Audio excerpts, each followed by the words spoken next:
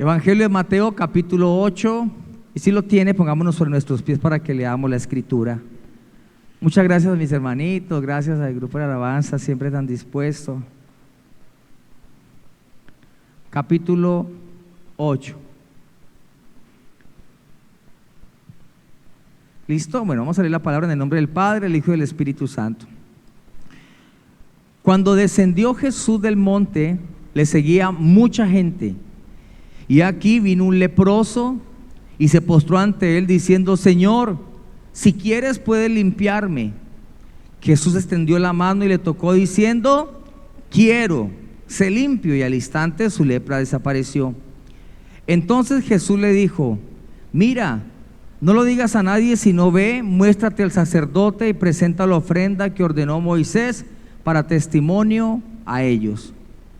Entrando Jesús en Cafarnaún, vino a él un centurión rogándole y diciendo: Señor, mi criado está postrado en casa, paralítico, gravemente atormentado. Y Jesús le dijo: yo iré y le sanaré.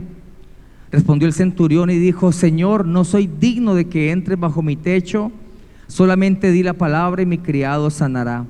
Porque también yo soy hombre bajo autoridad y tengo bajo mis órdenes soldados, y digo a este: ve, y va, y al otro: ven, y viene, y a mi siervo: haz esto, y lo hace. Al oírlo Jesús se maravilló y dijo a los que le seguían: de cierto os digo que ni aun en Israel he hallado tanta fe.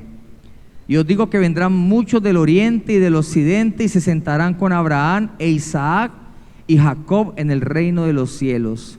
Mas los hijos del reino serán echados a las tinieblas de afuera, y allí será el lloro y el crujir de dientes. Entonces Jesús dijo al centurión: ve, y como creíste, te sea hecho. Y su criado fue sanado en aquella misma hora. Vino entonces Jesús a casa de Pedro y vio a la suegra de éste postrada en cama con fiebre.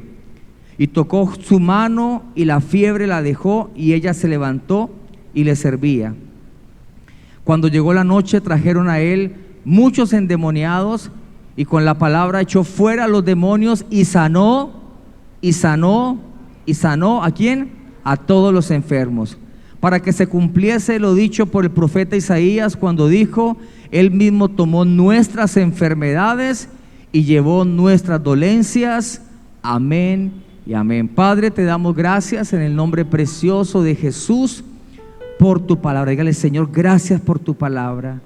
Gracias por tu palabra, Señor. Yo creo que hoy, Señor, tú me puedes sanar. Yo creo, Señor, que tú hoy me puedes responder.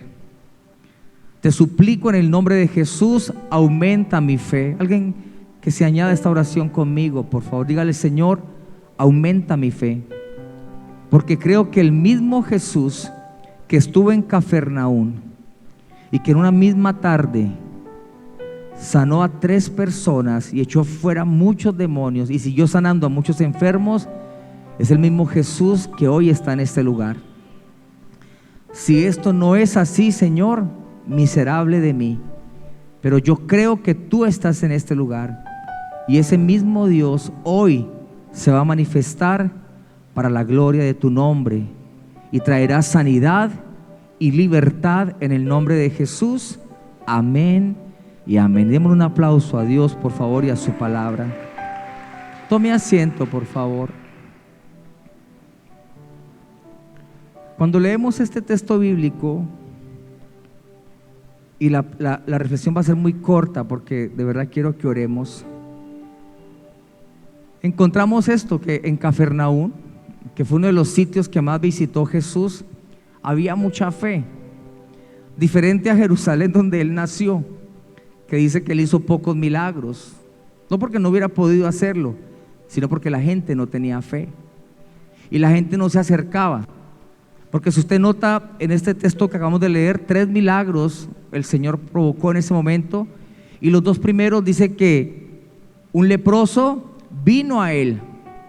Después dice que un centurión vino a él, y ya después a donde una mujer que estaba enferma, que no podía, quizás por su enfermedad o por su dificultad de salud, pues no podía ir.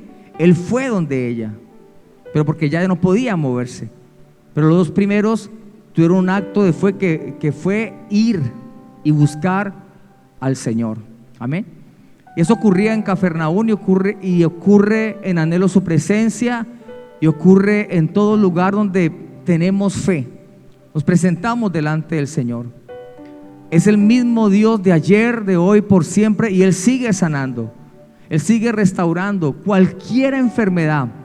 Para Él no hay imposibles. Y así como el leproso, quizás a algunos le preguntemos: Señor, ¿será que tú quieres sanarme? Y viene esa pregunta, ¿no? Esa duda, porque aún entre nosotros mismos se crea esa duda. Decimos: bueno, si es la voluntad de Dios, oremos a ver si pasa algo. Pero cada vez que yo veo que alguien le preguntaba: Señor, si tú quieres lo puedes hacer, siempre la respuesta de Jesús fue: yo quiero, yo voy, yo oro. Lo mismo pasó con la hija de Jairo, lo mismo pasó con el centurión. Siempre Jesús quiere sanar.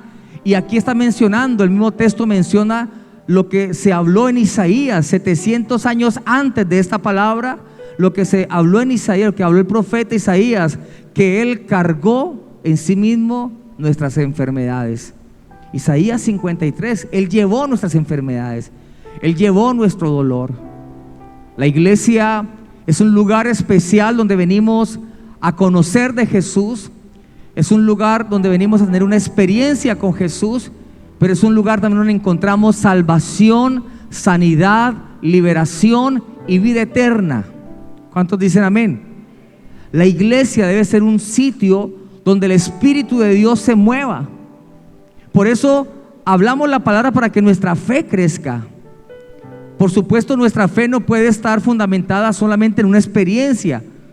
Por eso tenemos que predicar toda la palabra, y hablamos del perdón, y hablamos del carácter, y hablamos del pecado, y hablamos de la unción. Pero también tenemos que tener presente que este Jesús que nos está transformando, que está haciendo de nosotros personas diferentes, se sigue moviendo hoy igual que en otro tiempo. O sea que si hoy viene un enfermo a este lugar, va a salir sano en el nombre de Cristo Jesús. Si hoy viene una persona leprosa, o sea, con pecado, va a salir de ese lugar perdonado por el Señor Jesucristo para una nueva vida. Pero quiero que nos centremos un momentico en el segundo milagro, que es el del centurión. Dice el versículo 5: entrando Jesús en Cafarnaúm, vino a él un centurión rogándole. ¿Y quién era un centurión? Era una persona del ejército que tenía más o menos a su cargo 100 o más soldados. Pero él era romano. Quiere decir que él no creía en Jesús. Ellos tenían sus otros dioses. Sin embargo, al ver que uno de sus soldados estaba enfermo, y me imagino que como la mujer de flujo de sangre buscó por muchas maneras, fue de un lado, fue al otro, fue donde el médico, donde el especialista, no ocurrió nada. Él tuvo que haber escuchado que en Belén o en Jerusalén o en Cafarnaúm estaba caminando alguien que estaba provocando milagros. Y el primero tuvo que creer, y el primero tuvo que tener la revelación de quién era Cristo. Porque recuerde que lo primero para nosotros recibir un milagro de parte de Dios es saber quién es el Dios que hace el milagro y creer en Jesús. Y hemos entendido a la luz de la palabra que para que yo crea en Jesús tiene que ser una revelación del Padre. ¿Por qué tanta gente se le predica de Jesús y por qué tan pocos reciben? Porque es una revelación que Dios la da a quien Él quiere. Él quiere que todos sean salvos, pero como Él conoce el corazón, Él sabe cómo va tratando. Y Él sabe en qué momento la persona va a ir llegando. ¿Cuánto tiempo te predicaron el Evangelio? ¿Cuántas veces tocaron a tu puerta? ¿Cuántas veces te insistieron y siempre no, hasta que tu momento en que tú dijiste: sí, yo quiero, yo voy? Llegó alguna situación, alguna enfermedad, algún problema, o sencillamente dijiste: yo quiero ir a ver qué es lo que hay allá. Y a partir de ese momento comienza el Espíritu Santo a revelarte quién es Jesús, y te muestra entonces que Jesús no solamente vino para sanar, para restaurar, para bendecir, sino para salvarte y para darnos la vida eterna. Entonces el centurión reconoce esto y dice que va donde Jesús. Jesús no tuvo que ir donde el centurión. Por eso a mí me gusta mucho cuando vienen las personas en ese lugar enfermitas y vienen buscando su milagro. Vienen, quizás ni siquiera se congregan acá o no, pero dicen, allá oran por milagros, yo voy por mi milagro, yo voy porque allá hablan de Jesús y yo sé que Jesús sana, que Jesús hace cosas maravillosas, y vienen con esa fe. Y esa fe entonces provoca que el Espíritu de Dios se mueva y la palabra se hace poderosa y se hace efectiva. Entonces el centurión le ruega a Jesús, le dice, por favor, Señor, sana a mi criado, sana al soldado, sana, a la persona que estaba enfermita. Y Jesús le dice, yo voy, tranquilo, yo voy a ir. Mire que Jesús nunca se negó a una sanidad. Por eso yo estoy seguro que hoy el Señor te va a sanar. ¿Cuántos necesitan un milagro de sanidad? Hoy el Señor nos va a sanar, porque Él nunca se negó a una sanidad. Es que dentro del propósito de morir en la cruz fue eso, cargar con nuestras enfermedades. Y entonces le dice el centurión, suelta una palabra de fe. Ahí Jesús vio la fe tan grande que tenía este hombre. Le dice, Señor, yo no soy digno de que vayas a mi casa, yo soy un pecador, mi casa está contaminada, hay muchas cosas que allá no te va a agradar, Señor, pero yo tengo personas a mi cargo. Yo le digo a ellos, vayan, ellos van, y le digo, vengan, ellos vienen. Yo reconozco la autoridad que tú tienes. Yo sé que tú tienes autoridad. Imagínese hasta dónde había creído el centurión, un romano que no había escuchado de la palabra del Señor. Y nosotros que conocemos la palabra aún desde jóvenes, algunos desde niños, y todavía tenemos duda frente a si Jesús tiene o no tiene autoridad. Y todavía se nos presentan dificultades y nos asustamos como quien no tiene a Dios. Y cuando nos enfermamos nos metemos tremenda confusión y decimos nos vamos a morir como quien no tiene a Dios. Pero este centurión, que era un romano, le dice, Señor, di la palabra, solo di la palabra. No sé si logra entender la magnitud de esto. Era una fe tan impresionante la de este hombre, que le dijo, yo no he venido a perder el tiempo, yo sé que si tú dices la palabra, mi siervo va a ser sano. Reconozco que ni siquiera tú tienes que ir, porque yo sé cómo se maneja la autoridad. Yo sé, he logrado entender, discierno, el Señor le reveló el nivel donde estaba Jesús, que Jesús es Dios. Y el centurión lo entendió y le dijo, di la palabra y mi siervo sanará. ¿Y qué dijo Jesús? Increíble. Ni siquiera en Israel he encontrado una fe tan fuerte, tan estable. Ni siquiera en Israel.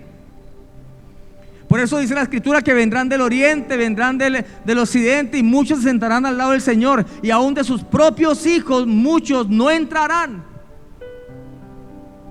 Porque no se trata de venir a la iglesia solamente, se trata de creer cuál es el Dios que estamos buscando, de creer a quién le estamos cantando. ¿Sabe usted que si nosotros tuviéramos una fe de esta manera, solamente cantando a Dios, ya seríamos sanos?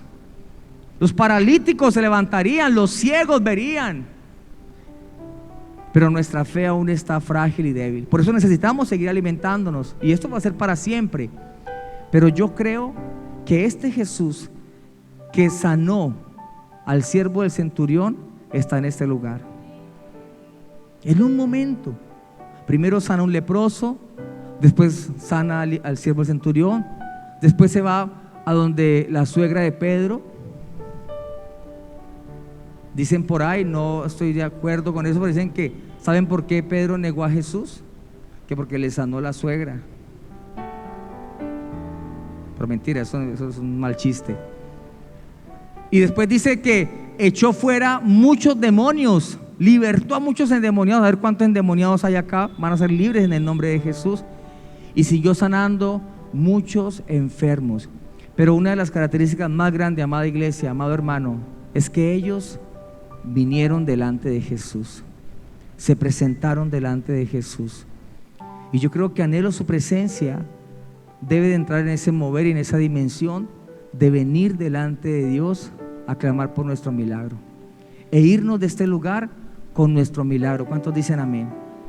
Yo sé que ocurren cosas, yo sé que Dios se manifiesta, yo sé que hay testimonios, sino que ni siquiera contamos los testimonios de lo que Dios hace.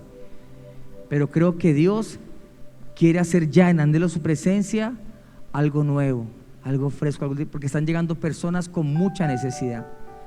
Están llegando personas no con una simple gripa, sino con enfermedades muy fuertes, que un acetaminofén o un ibuprofeno no lo puede aliviar, solamente el poder de Dios. Y van a llegar personas aún desahuciadas por la ciencia médica, y aquí Dios los va a sanar en el nombre de Jesús. Si usted lo cree, levante un aplauso al Señor. Amén. Por eso yo quiero en esta noche invitarte a algo. Yo quiero invitarte a que oremos por sanidad. Vamos a orar por los enfermitos, pero para ello tenemos que dar un paso de fe. ¿Y cuál es ese paso de fe? Yo creo que tenemos que venir al altar, venir delante del Señor. El solo hecho de venir al altar es decirle: Señor, yo creo que tú lo puedes hacer, yo creo que tú me puedes sanar. Así que si alguien en esta noche está enfermito, está enfermita y cree que Jesús le puede sanar, yo le invito para que pase aquí adelante y toda la iglesia vamos a orar.